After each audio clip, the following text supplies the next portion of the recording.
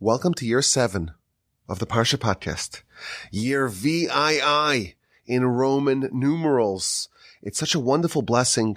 It's such an honor to be here in the glorious recording studio in the Torch Center in Houston, Texas, to go back all the way to Genesis and to start from scratch.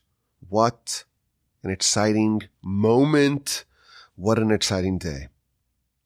Now, the plan for this year, please God, is to have 3 weekly podcasts, 2 from previous years and 1 new one. On Sunday, we're going to, please God, release the rebroadcast of that week's Parsha. It's going to cover the whole Parsha in about an hour. And then on Tuesday, please God, we will release the episode from 2 years ago from the year 5781. And please God, on Thursday, we will release a brand new episode. Now, the 2 episodes from previous years will be clearly labeled for the sake of clarity and transparency. But the episode you are about to listen to, well, this one's brand new. Fresh for 5783. Fresh for the 7th cycle of the Parsha Podcast. We begin with Parshas Bereshis. And our goal this year is to raise your Parsha IQ. And of course, your general intelligence. There's a lot of things that are touted to make you smarter. Listening to Bach and Beethoven and Mozart and playing chess or Sudoku. But there's only one activity that's guaranteed to sharpen your mind, and that's the study of Torah. And that's what we're going to do, please God, in this 7th year of the Parsha Podcast. And as always, the email address is rabbiwolbe@gmail.com. Now, Parshas Bereshis has a lot of subject matter to discuss. I was thinking that if we were forced to record a year's worth of Parsha Podcast and we could only use Parshas Bereshis, I think there's enough material. It's so vast. It's so fundamental. But alas, we don't get a whole year. We don't even get a whole week. Tuesday was Simchas Torah. And on Tuesday, we finished the book of Devarim, the book of Deuteronomy. We have a shorter week, and it's such a massive parsha. And of course, other podcasts may say, well, we only got a couple of days. Let's find something really small that we can nibble on. But here at the Parsha Podcast from Houston, Texas, from the Torch Center, we don't do that. We don't find something small and manageable to nibble on. No. If you're new to the Parsha Podcast, that's not what we do. We're going to bite off something so big and vast, way more than we can chew, and we're going to work really hard to try to absorb and digest it. Let's begin year 7 of the Parsha Podcast with a bang. In this podcast, hopefully we're going to dabble in the dark arts of self-discovery. We're going to learn how to uncover what's really going on within us on a subterranean level. And I found that the subject that most intrigues people is the subject of self-discovery. Everyone has a sense that we're unique and we're one of one and we have a mission that we were sent here to do. But to try to find what precisely it is that we need to do, that's maddeningly difficult. Today, we're going to find an answer. And our teacher is going to be the sad and tragic and frankly shocking episode of Cain and Abel.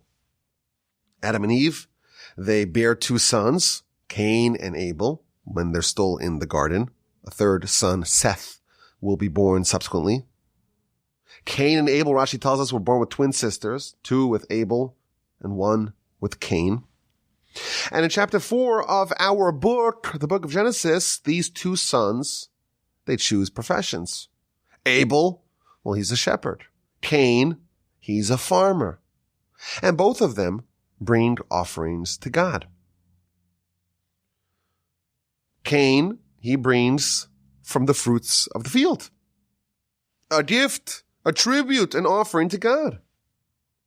Rashi tells us that he didn't bring the best stuff. He didn't bring the choicest of offerings. He brought something, but it wasn't the best stuff that he had. Abel, he followed suit. Vehevel hevi gam hu, and Abel also brought an offering to God. Unlike Cain, that brought from not the best of material, Abel brought from the choicest of his flock.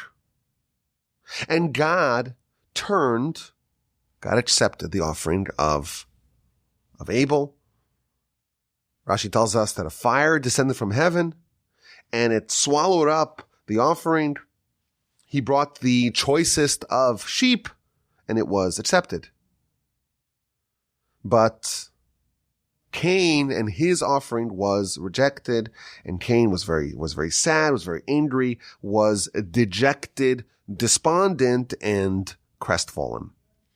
Now it is interesting, the Hasidic masters point out, if you look at the verse that talks about Abel's offering, Vehevel hivi gam hu, and Abel also brought, also he. So there's a few extra words there.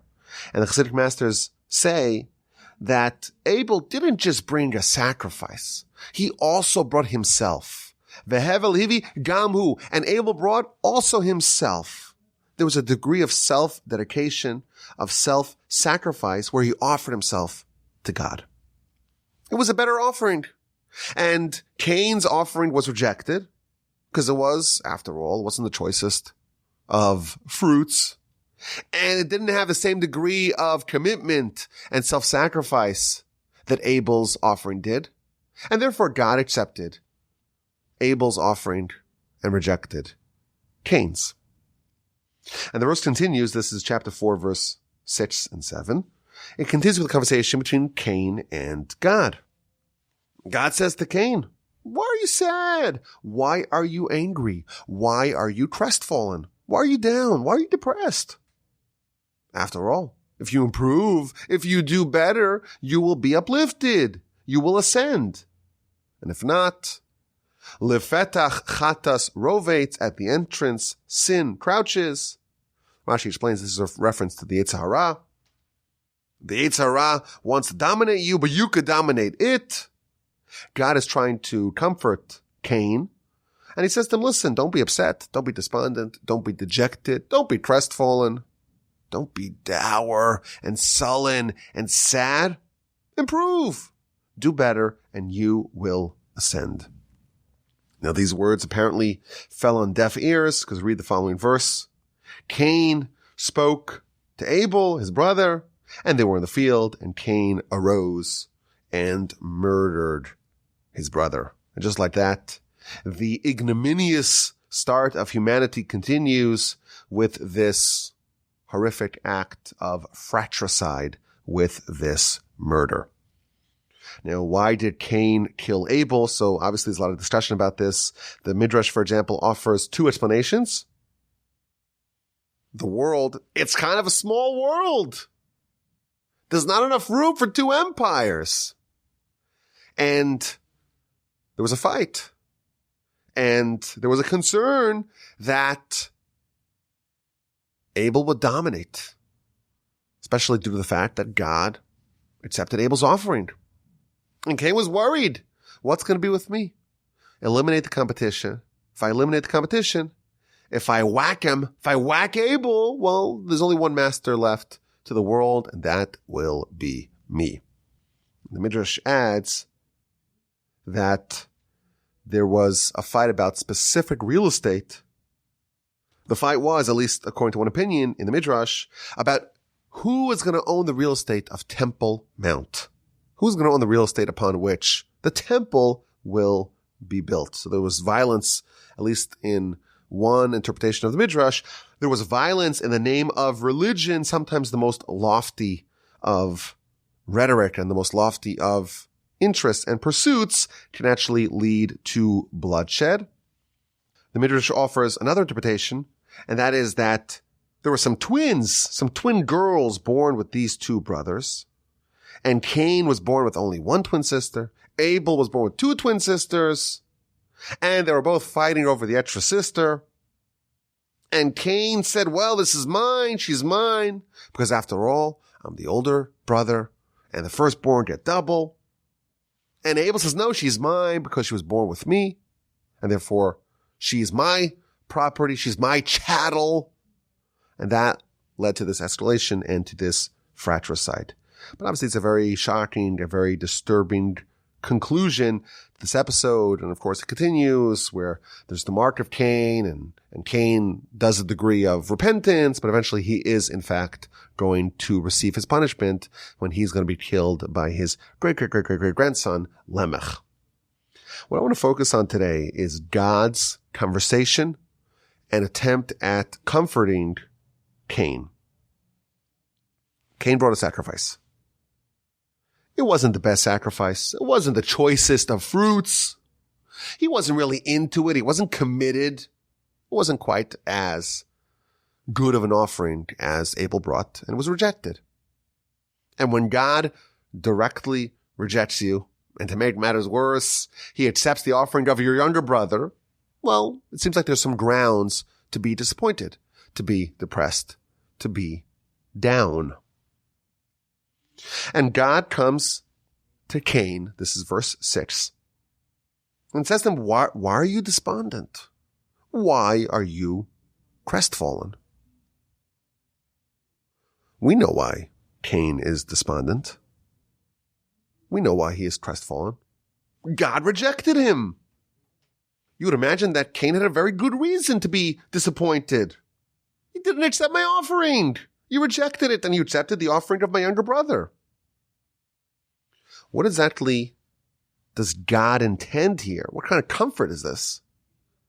Why is God, or what's the message that God is conveying by saying, why are you sad? Of course, there's an obvious reason why Cain is despondent. Question number 1. What is the meaning of God's words to Cain? Why are you despondent? And why are you crestfallen? Question number 2 is verse 7. God says, well, if you improve, if you do better, then you'll be uplifted. Then you will be ascendant. That's great for the future. Cain is disappointed. He is despondent. He is smarting about the past. The future is not relevant to Cain's despondency. So it seems like God is responding to a different point. Cain is down. He's depressed about what happened in the past. And God apparently is comforting him about something else entirely. In the future, you can do better. That's not the reason why Cain is depressed. It seems like God's response to Cain's morose melancholy seems to be off topic. What is going on over here? So my grandfather, of blessed memory, wrote an essay on this question. And the answer and the explanation that he offers is going to illuminate the most confounding problem of our lives. Every believer knows that we're here to do something. We have a mission that we need to attain in our lives. But what exactly that mission is, that's a little bit hard to pin down. It's hard to figure out. So of course, on a general level, everyone knows that the Almighty gives us a Torah. He revealed to us what our mission is. And there are rules, and there are regulations, there are guidelines, there are instructions, there are directives in the Torah. And you follow those directives, and that is a way to fulfill what the Almighty expects of you.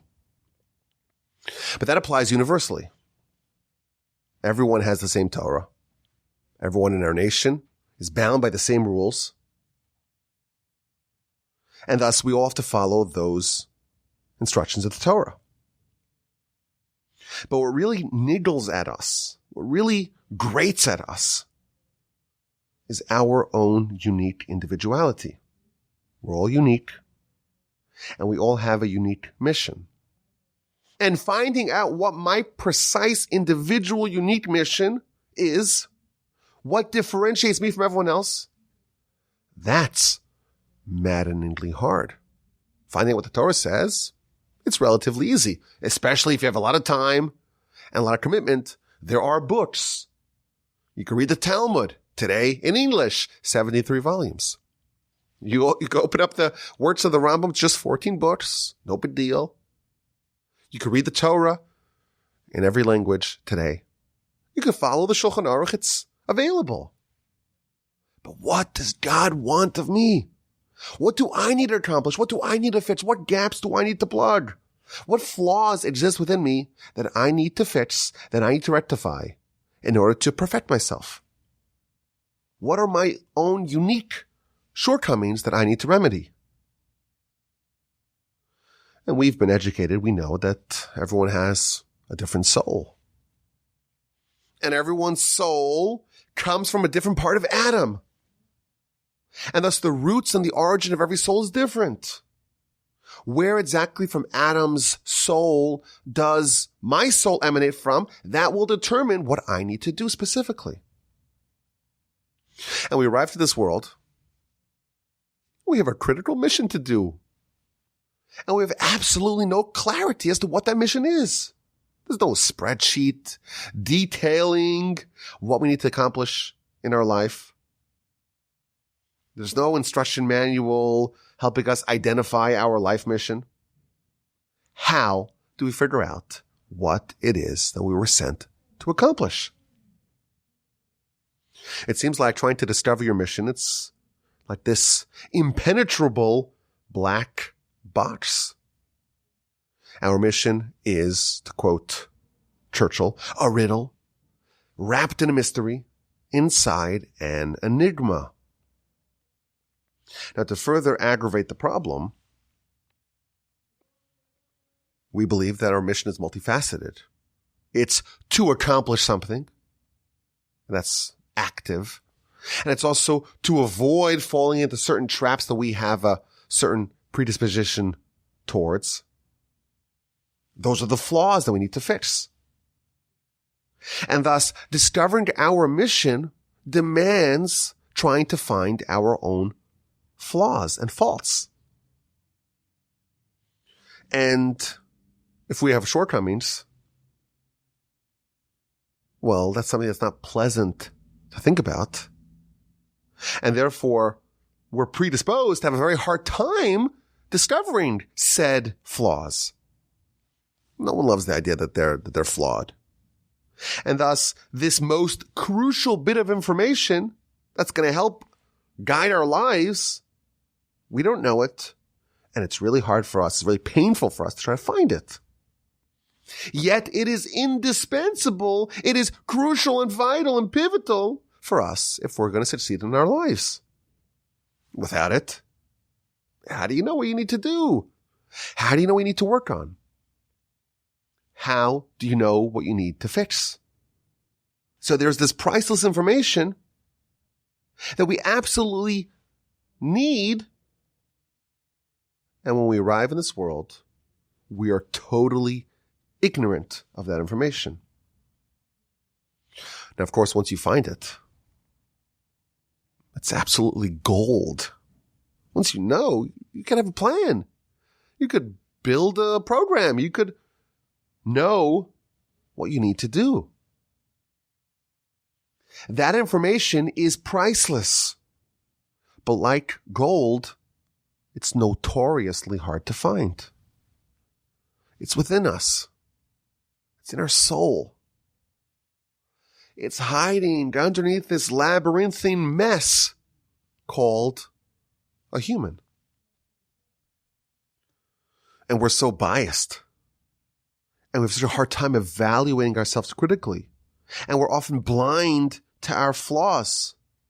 And as a result, we are ignorant of our mission. Once you find it, that's a prize to cherish. But how exactly do you find it?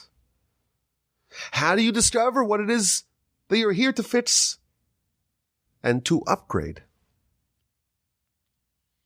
So what our sages revealed to us is that there are various ways to discover what your mission is. Perhaps there are ways to uncover it directly, to kind of burrow within yourself to look within yourself and to identify what your soul needs, what you need to do. But there are also creative and unorthodox means to find it. It's much harder to find it directly. There may be ways to identify your mission via indirect means. So I'll give you an example. The great Rabbi Israel Salanter, who was the master of this subject, who understood the complex nature of humanity and how to improve and perfect and refine this hybrid, this chimera of soul and body. He used to say like this. Verse in Psalms tells us, this is Psalms 92, verse 12, Bekamim alai mireim tishmana oznai. When enemies ascend upon me, my ears should listen. They should perk up. So what does that mean? So the way Rabbi Israel Salanter would explain this verse in Scripture,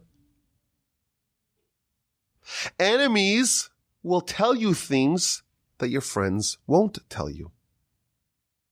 And you have to listen very carefully. Your ears should perk up when your enemies talk about you because they may be giving you gold. We have a hard time identifying our own flaws. That's just human nature. Other people don't have those same difficulties. And therefore, for other people, it's much easier for them to identify what your flaw is. But your friends, they don't want to go there. I don't want to point out all your flaws. They're very hesitant to tell you this information. It's priceless. The enemies, they don't have those compunctions. They want to make you suffer. And they want to point out all your flaws. And thus, the verse is advising us, when your enemies talk about you, you are best advised to listen very carefully. Let your ears perk up, because they may, in fact, dispense some gold to you. But that's the general introduction of this idea. There's information that's so critical to us because it defines what our life is about. We don't know what it is. And to find it directly is very hard. But there are ways to find it indirectly. One way, as we mentioned, is from the comments of our enemies about us. There's a second way. What happens when someone fails? You're trying to do something, it doesn't work. You fail. So our tendency, of course, is to cast the blame on others. To blame other people. To blame God even. To blame everyone but ourselves for our failures. But the truth is, sometimes failure is a little window into that seemingly impenetrable black box. Failure, certainly in a spiritual context, is an identification of an internal flaw. And thus, it can provide a path to discover what it is that you need to do in your life. And this, my grandfather explained, is what God was telling Cain. Abel's offering was accepted. Your offering was rejected. It was rejected because it was subpar. It wasn't the choicest of fruits. It wasn't with the same dedication and devotion and commitment. It was an inferior offering. But why are you crestfallen? Why are you despondent? This rejection is a hunk of gold. It's an ingot a word, of course, that I struggle saying, as you remember in the past. It's an ingot of gold. Because now you know what it is you need to work on. Now you know what it is you need to improve. When God rejected Cain's offering, it was a little sneak peek behind the curtains. It was a little divine window into what is actually lurking within Cain.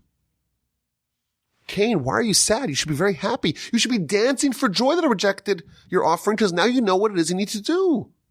Now you're given some priceless gold that you need for your life. You know what you need to do. You have a roadmap. You got to be more generous. You got to be more dedicated. You have to have more devotion, more self-sacrifice. Now you know what it is you need to do to ascend, to reach your potential, to perfect yourself. That was God's message to Cain. It's a total reframe on failure. When we fail, we instinctively look for external culprits, someone else to blame. Oh, God must love my brother more than me. Oh, God must hate me. God tells Cain, oh no, look inwardly. Realize that this episode, it's not a reason to be despondent and crestfallen and dejected. It can be existentially beneficial. Now you know what you need to perfect. If you have this attitude, it's not a reason to be despondent. You were given a piece of gold. You were given a window into your life mission. This is a whole new way of looking at life. We recognize that we have to do something. And of course, what we need to do, it may be a slew of things that we need to do. But certainly, part of what we need to do is to fix the areas in which we're not perfect yet. And that information it's hard to find. It's hard to find. When we have to look to our enemies to reveal it to us. But when there's failure, certainly in a spiritual matter, that can actually be very valuable because it can serve as a way, as a stepping stone for us to understand what it is that we need to fix. Cain could have said, should have said, oh, I failed. Why did I fail? It wasn't just because God loves Abel more than me. It's not possible. It must be that he did something better than I did. Oh, well, what did he do that I didn't do? How can I improve? Next time I'm going to do the offering, and I'm going to improve upon the offering, and God will accept it. And I will have ascended. As a result, I will improve myself. I will refine myself. I will elevate myself. The rejection was very valuable. Now, this principle that sometimes to discover what lurks within us, we can do that from what we encounter outside of us. My grandfather, blessed memory, in his essay, he brings several places in Torah literature where this is found. And each one's a slightly different example of this general phenomenon that discovering what exists within via some unorthodox and indirect manner. I think it's just interesting to run through them because it does help highlight what happened here with Cain. The first example is what we would today call projection. Did you ever hear the term projection? It's found in the Talmud. Anyone who is disqualified, they're the ones who try to disqualify others. And the Talmud, in fact, adds, when you have a flaw that you're not aware of, at least not on a conscious level, that may be projected from within you onto someone else. When someone tries to disqualify someone else, to reprimand, to castigate, to rip someone else down, and say they have this particular flaw, that actually may be a manifestation, says the Talmud in the book of Kiddushin on page 70a, that may be a manifestation of the flaw that they have within themselves that they are not even aware of. Amazing idea that the concept of projection that's found in, modern psychology is featured in the Talmud, which was codified more than 1,500 years ago. Now, what are the mechanics of how this works? So obviously it's not a conscious decision. If someone knew that they had a flaw, they wouldn't want to talk about it a lot because that would just create more scrutiny about their own flaw. The Talmud is telling us that someone could be totally unaware on a conscious level that they have a given flaw. But within them, deep within them, in the recesses of their innards, in that impenetrable black box that contains those instructions for living, deep within them, they know what they need to do. And it's going to be manifested, it's going to be expressed outwardly in this very counterintuitive way. They're going to project it upon other people. And that's actually a way to discover what they have within them in need of rectification. So again, this is another example of this general principle. You could discover from things that are outside of you what is actually happening deep within you. Another example, another window into the black box. The verse in scripture that we read a couple of weeks ago, Devarim, Deuteronomy chapter 32. This is Parshas Ha'azinu. The verse says, Ki lo davar reik hu mikem. This is talking about Torah. Torah is not empty from you. Instead, it's your life.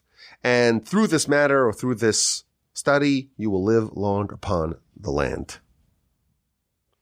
So it's talking about Torah. And it's describing Torah as being not empty. It's not an empty thing from you. Every part of Torah is full, is replete, is bursting with eternal value and insight. And the Talmud points out, it's not empty from you. If you find it to be empty, that's actually a reflection of an area within you that you are empty in.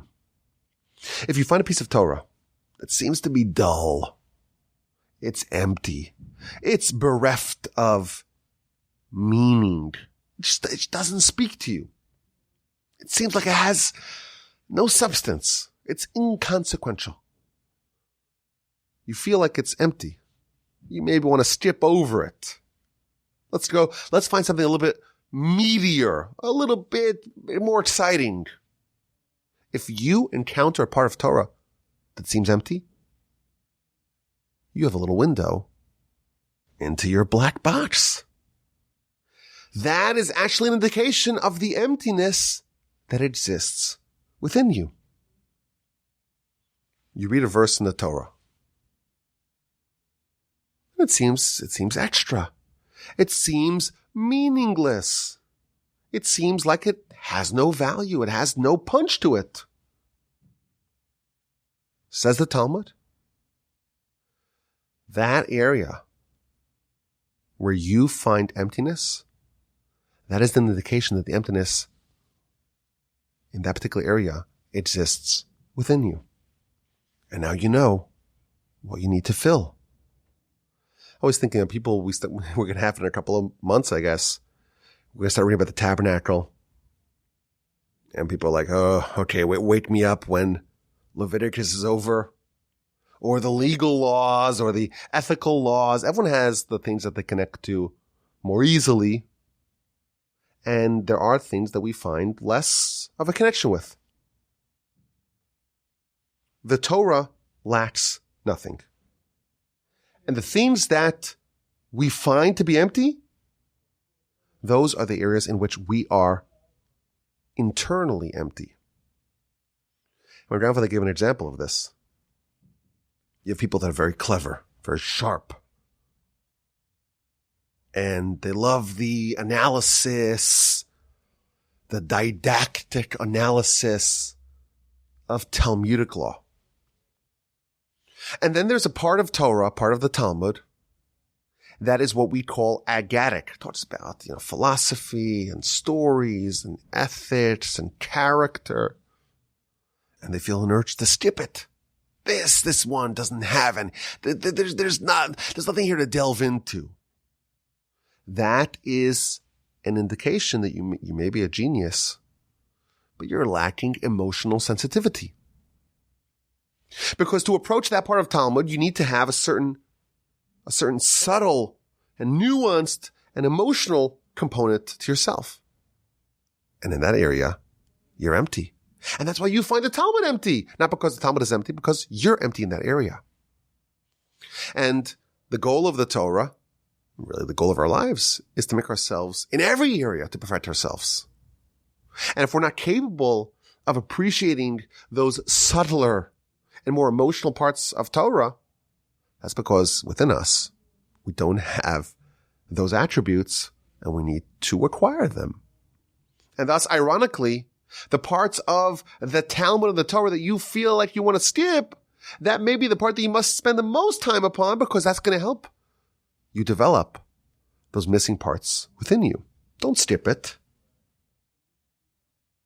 That's where you can find your perfection. There's nothing empty in the Torah. If we see it as empty, that's a reflection on a spot of imperfection that exists within ourselves. This is another example of this general idea that we see with Cain. Cain was very disappointed. He offered a sacrifice to God. And God said, no, I'm not interested. Oh, your brother wants to bring a sacrifice? I'm going to make a heavenly fire descend and consume it. And your offering just lies there. No one's interested in it. For Cain, that's very disappointing. The whole world was darkened for him. Imagine what his brother thought of him. Imagine what his family thought of him. Imagine what he felt with himself. Just such an empty feeling. I'm so unworthy. It was really painful for him. He just lapsed into depression. But God revealed something very fundamental to him. You weren't just randomly rejected. You're not someone who's just not capable of doing things that are accepted by God. There's a path for you. There's nothing that will inhibit you from being accepted by God. God is equally desirous of you as he is of Abel. You just need to fix something. Make some tweaks, fix, upgrade, and you too could have that level of closeness. Discovering that, knowing that you're just not destined forever to just be incapable of arriving and achieving that high level of distinction and stature, knowing that there's a path forward, it's a reason to rejoice. Don't be sullen. Don't be despondent. Don't be crestfallen. Flaws are fixable. You know what flaw you have? Work hard. And you can fix it. I think this is a powerful lesson for us. So, of course, when we fail, and invariably we do, we, like Cain, have a tendency to get depressed and to get dejected and to maybe wonder, why does God hate us so much? Well, God himself showed Cain a different way to process failure. Instead of looking for others to blame, instead of lapsing into a bout of depression and melancholy, realize that you have uncovered some gold. We all need to find what it is that we need to fix. It is an absolute imperative for us to identify the flaws that we need to fix. Absent that knowledge, we're totally handicapped in our efforts to achieve our mission.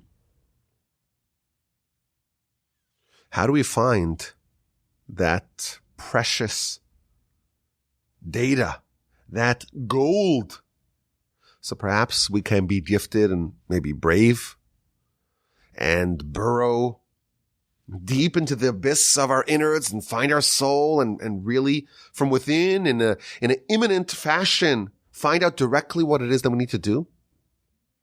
But we discover that it may be much easier to pick up on the variety of ways that the gold sneaks out to the surface. When our enemies speak about us, we listen. When criticism of others exits our thoughts or our lips, that may be us projecting. We may be projecting our own flaws upon others. That can serve as a window.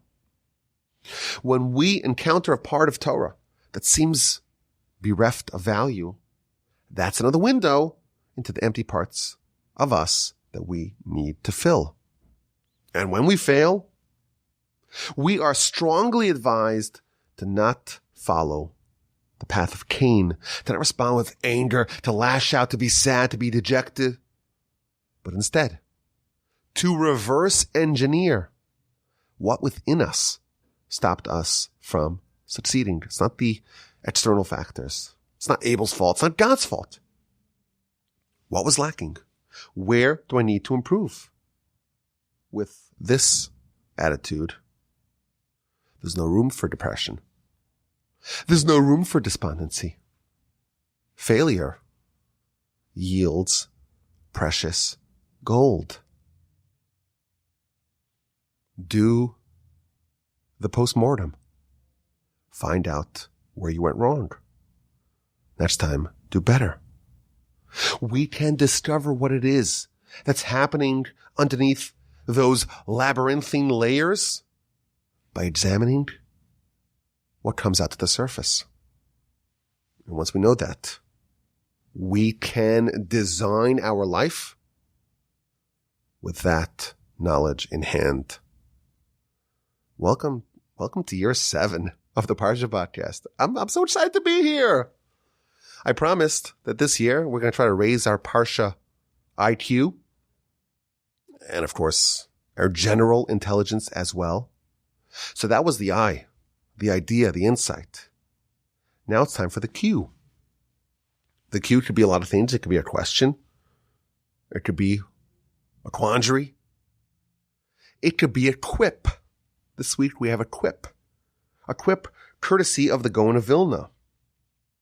The creation of man is described twice in the Genesis narrative. Why? Of course, it's a question we've discussed in the past. Listen to the rebroadcast episode. But it's very interesting to look at how man is described, or how the creation of man is described. Man is made in the image of God. What does that mean?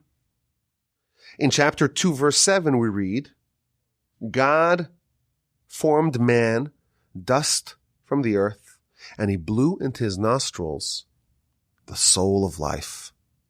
Vayihi ha'adam lenefesh chaya, and man became a living being. If you look at Rashi, Rashi points out that the first word of that verse, vayitzer, and he formed and God formed, it has an extra letter. The word vayitzer is typically spelled avav, which is the va, which is the and, the prefix and. Yitzer, and he formed, yud, tzadik, resh. But it has an extra letter. It has 2 yuds when 1 would suffice. So Rashi says, well, there's a double creation of man, one for this world, one for the next world. The Talmud says this is a double creation of man's inclinations. There's the good inclination, there's the bad inclination. The Gaon of Vilna has a marvelous quip. A quip to boost our IQ, our Parsha IQ, and our general intelligence. The Mishnah tells us, the Talmud says this as well, in the future, the Almighty will reward the righteous. Each tzaddik will merit 310 worlds. The word Vayitzer, the way it's spelled in the Torah, absent the prefix Vav, Yud, Tzadik, Resh, the gematria, the numerical value of that is 310. The creation of man, the very beginning, it's for the ultimate purpose of the reward in the afterlife, the 310 worlds. The letter Yud equals 10. The letter Yud again equals 20. Tzaddik is 90. 20 plus 90 is 110. And Resh is 200. 110 plus 200 equals 310. Now here's where it gets interesting. This is the quip. We know that we have two missions in life. One of them is what's called Sur Meira, deviate from evil. Don't make a mistake. Avoid evil. Va'asei tov, and do good. We have the positive mitzvahs and the negative mitzvahs. Do this and don't do that. Do no harm, and indeed do good. Says the Gaon of Vilna, of these 310 worlds, 300 of them are reward for conquering evil, for avoiding bad. And 10 are for actively doing good. That's the breakdown of the reward for our work in this world. Our primary mission is to avoid the corruption of our soul, to avoid evil. And there's also a requirement to do good. But 300 of the 310 worlds for the empire of reward in the afterlife come from avoiding bad.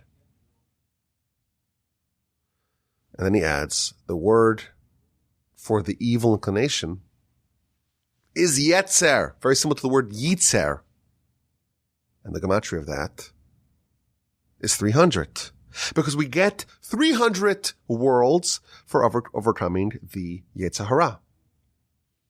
And I was thinking perhaps to add my own little twist to this quip. The Midrash at the beginning of our parasha tells us, at the very end of the Genesis narrative, Vayar Elokim es kol asher asa, and God saw all that he had made, v'hinei tov me'od, and behold, it was exceedingly good. Says the Midrash, Tov, ze yetzer tov. Good, when it says good in the verse, it's a reference to the good inclination. Me'od, exceedingly good, ze yetzer hara. This is referring to the yetzer hara. The evil inclination, we describe it as evil. The Midrash says, it's actually, at least on one dimension, in one context, it's actually tov me'od. It's actually exceedingly good. Perhaps now we know why. The Yetzer Tov, the good inclination, well, it's good. It has the capacity to give you access to the 10 worlds in the afterlife. The Yetzer Hara, the evil inclination, is tov me'od. It is exceedingly good because thanks to it, we have the potential for 300 worlds. If the existence of the Yetzer Hara gives us a 30x upside relative to the Yetzer Tov, it can be fittingly described as Tov Ma'od. I think it's an interesting quip. It's a great way to start year 7 of the Parsha Podcast. I'm so glad to be here in the Torch Center, recording on a Thursday. Hopefully next week we'll get the Parsha Podcast out a little bit earlier on Thursday, but alas, as I mentioned, it's a short week. I thank you for listening. Welcome back. It's great to be back in Genesis. Have an incredible rest of your day. Have a stupendous, magnificent, uplifting, meaningful, powerful, invigorating Shabbos upcoming. And please God, with the help of the Almighty, we'll get together again. We'll gather together again for another Parsha Podcast next week. As always, the email address is rabbiwolbe@gmail.com. com.